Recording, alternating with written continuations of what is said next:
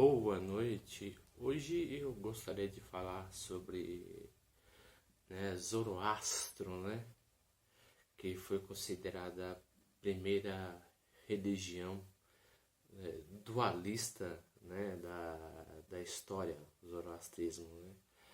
Há uma tese que o zoroastrismo entrou em contato com o povo chinês, na Rota da Seda, e que Zoroastro, redefiniu o princípio do Yin e Yang como uma força totalmente oposta.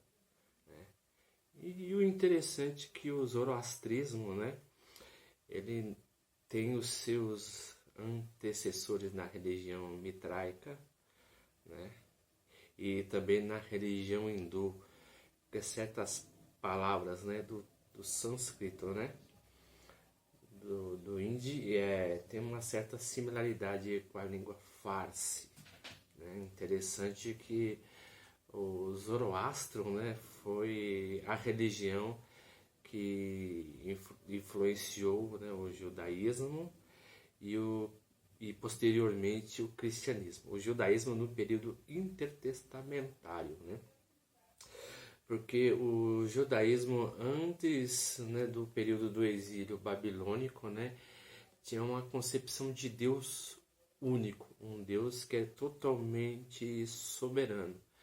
Então, quando os judeus vai passar, por exemplo, pelo período intertestamentário, eles têm a influência, de que o mundo espiritual ele é totalmente dualístico, que ele vai, por exemplo, por uma parte que está sendo regida por Deus e outra pelo o mal, que seria uma espécie de Belial, seria o protótipo que seria o Satanás, no período do Novo Testamento. Mas isso, deixaremos para outra hora.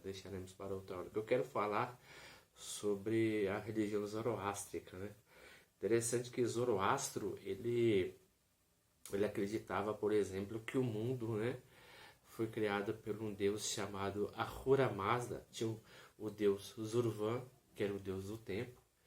Esse Zurvan começou a meditar, durante muito tempo. Começou a meditar coisas boas. E dessa meditação surgiu o Ahura Mazda, que seria o portador da luz.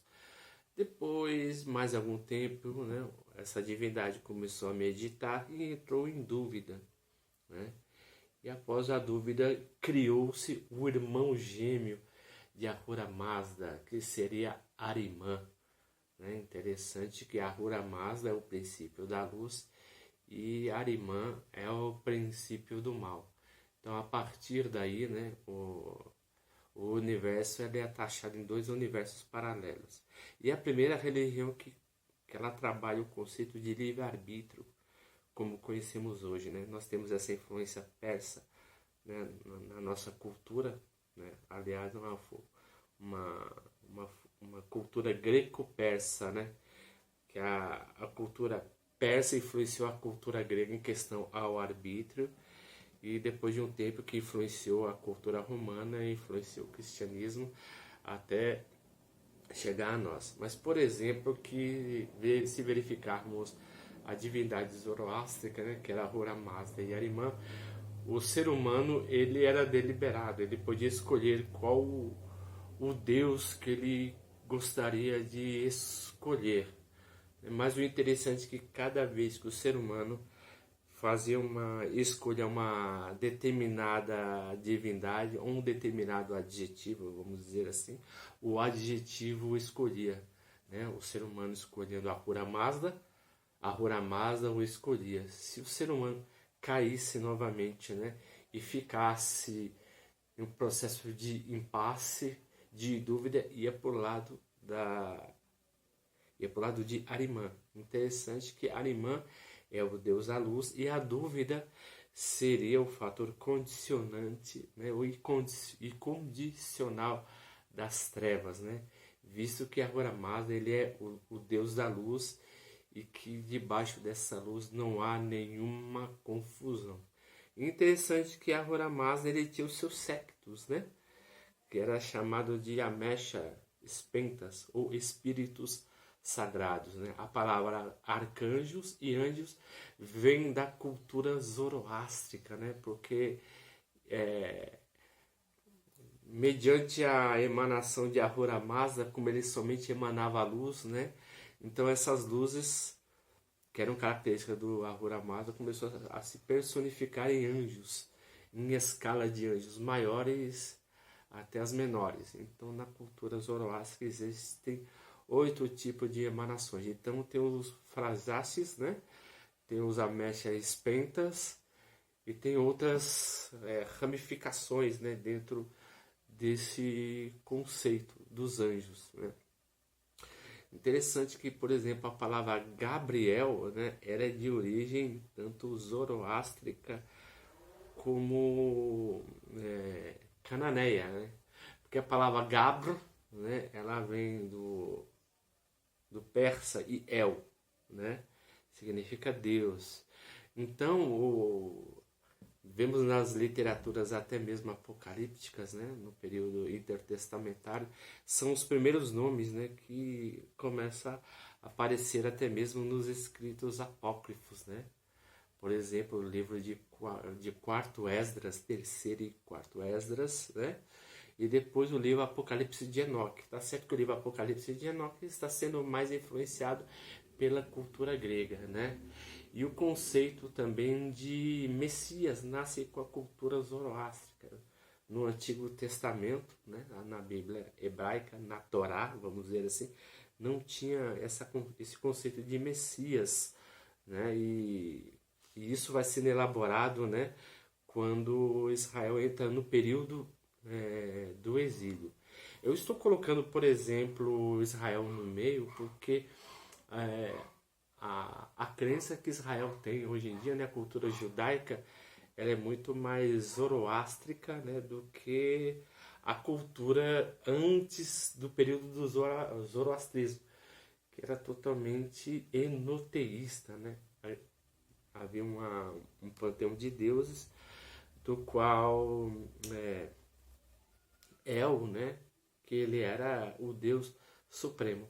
Então, conforme a intervenção do zoroastrismo, Deus deixou de ser soberano, né? Então, Deus deixa de ser tanto o criador do bem e do mal, mas o bem e o mal é criado por duas divindades distintas, né? E esse tipo de revelação que obteve foi Zaratustra, né?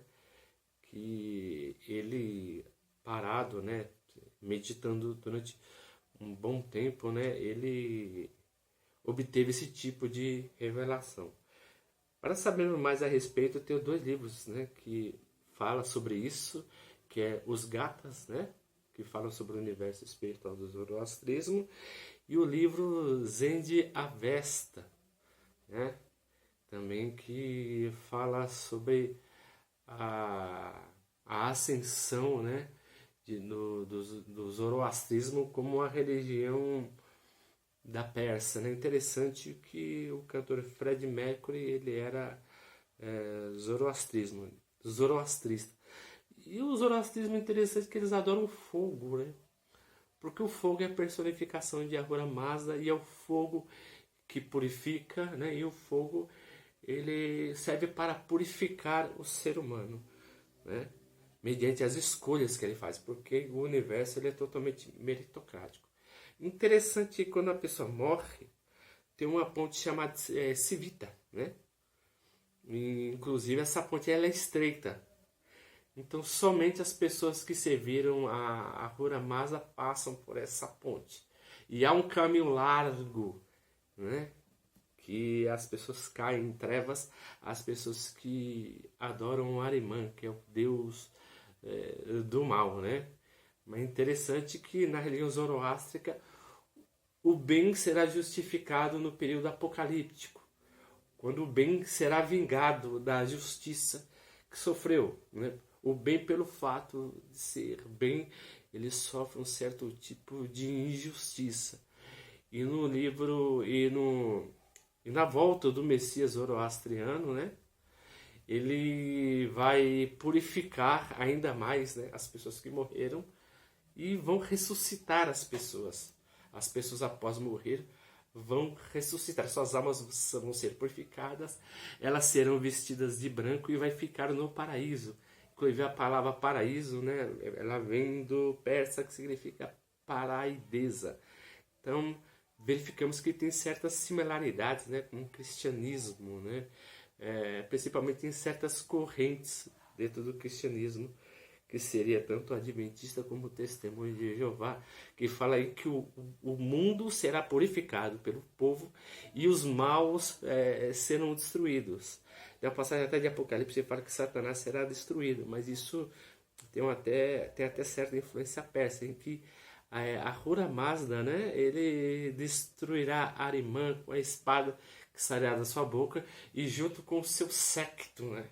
Ou seja, o séquito de Ahura Mazda lutará contra o séquito de Arimã. Então vai ter uma batalha, na verdade, não uma batalha totalmente apocalíptica, em que o bem vencerá o mal, em que todos, após, né, terminar essa batalha, vai ter um período milenar. E eles vão reinar um milênio ao lado, né, de Ahura Mazda. Então todos os guerreiros que morreram em nome, né, dessa divindade serão aceitas em outro mundo com coroas de glória, né? Interessante. E que o seu esforço a favor do reino, né, de Ahura Mazda seria totalmente reconhecido e glorificado. Se vocês tiverem qualquer dúvida acerca disso, procure ler 2 livros, né? Que é o Zen de Avesta, ele tem tanto em inglês, em francês e espanhol, e Os Gatas. Esse livro também você pode achar ele totalmente em espanhol. E esse livro, né, serviu de base para a elaboração, né, do mundo espiritual cristão, a luta do bem contra o mal, de Deus contra o diabo. Então, mas isso não é base ainda para esse vídeo, né? Então no próximo vídeo eu estarei falando sobre o cristianismo e o judaísmo. E até a próxima.